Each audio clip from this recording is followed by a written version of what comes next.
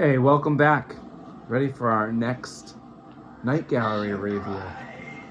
I watched season 1, episode 2, and basically that was mostly a sci-fi episode, so I'm not going to get really into that, although I will say that there was a really fun episode. A really fun segment in that episode that was featuring some time travel.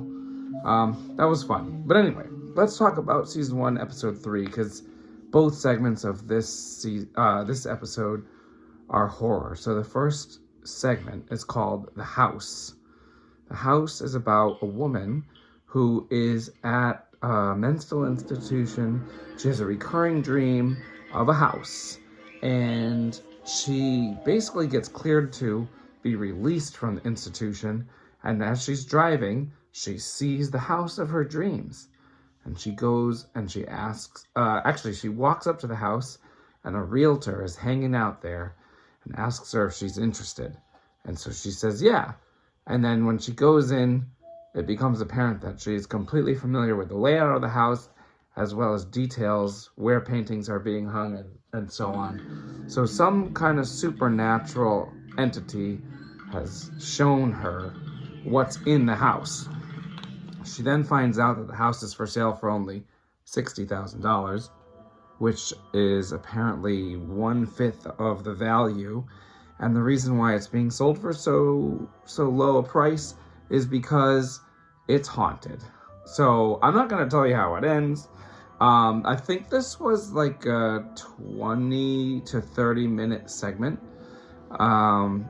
It was probably the most artistic segment of Night Gallery so far. There was some cool slow-mo, and it really just kind of seemed very dreamlike, so that was really cool. Probably thanks to director John Astin, which is interesting because John Astin, you may know, played Gomez in the 1960s Addams Family, and he's really more well known for being an actor than a director, but he directed this segment and he did a really good job. Paul Richards, who was in Beneath the Planet of the Apes, played the realtor, and overall it was good. I guess I'm going to give it a 6 out of 10 because not a whole lot happens, but it was good. It was definitely above average as far as these segments go, and most of them are decent. So that was The House. And then the second segment was called Certain Shadows on the Wall. I'd actually seen this one before because Agnes Moorehead is in it, and I went through and watched a whole bunch of Agnes Moorehead stuff at one point. So basically what's going on here is Agnes Moorehead, and if you're not familiar with her, she was in the 1950 film Caged, which was I believe the first ever women's prison film. She was also in The Bat with Vincent Price in 1959, and she was in one of the best episodes of The Twilight Zone where there's like a little alien and she's like interacting with this very small alien.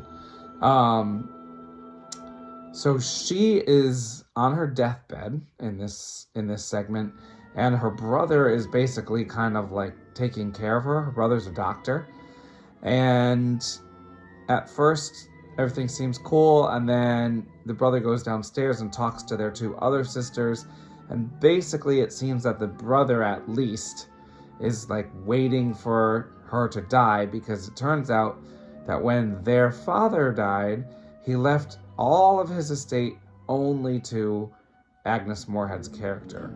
So the brother, and maybe the 2 other sisters, but definitely the brother, are waiting for her to die. Then she does die, and her shadow remains cast to the wall, and basically it's freaky. Both of these segments are pretty subtle in the horror, but the first one is kind of a haunted house ghost type deal, and the second segment, this like creepy shadow on the wall, it's definitely horror, but it's subtle horror. Like, no, it's not, it's the pure opposite of extreme, but It's good, and it's a little creepy. They both take place in creepy old houses. Certain Shadows on the Wall, I'd probably give this one a 6 out of 10 too, because it just doesn't really have like any kind of kick. Besides Agnes Moorehead, it's got Lewis Hayward, who was in both The Son of Monte Cristo, which is the sequel to The Count of Monte Cristo, that came out in 1940, and then he's also in The Son of Jekyll from 1951, which is like a loose sequel to Dr. Jekyll and Mr. Hyde.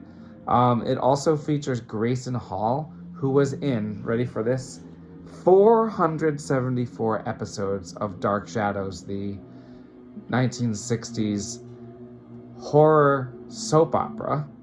474 episodes she was in.